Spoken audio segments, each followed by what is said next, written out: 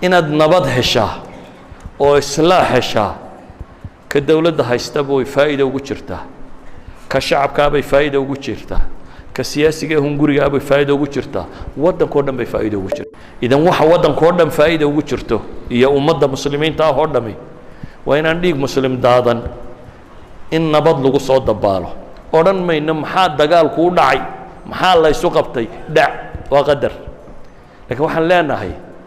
war waa in islaax lagu dabaalaa waa in dadka caqliga leh caqliga adeegsadaan oo sharciga la adeegsadaa oo maanka la adeegsadaa oo waxa ka ratibmaya ay muuqataa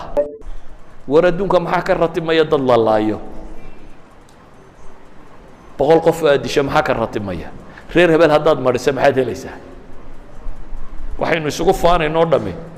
waa reer hebel way iga dhimasho batay soo intaa maaha iyagana boqol baanu ka dilaa nana shan baa naga dhintay waxba maad faa'iidin 105 Soomaaliyeed umada aakhir qabadsiis wax kale oo faa'iido adna wax maad faa'iidin reerku wax ma faa'iidin cid wax faa'iiday ma jirto waxaynu isugu faanayna isku haysanoo dhami reerka sabir laayna wuxuu la sabri laayay waa aakhiraan idin ka badan kuwan wala waxbaanu dhageysanayna aakhiraan idin badinay weeyaan waxba ayaha la xibba dhiig bini aadam wax lagu faana maaha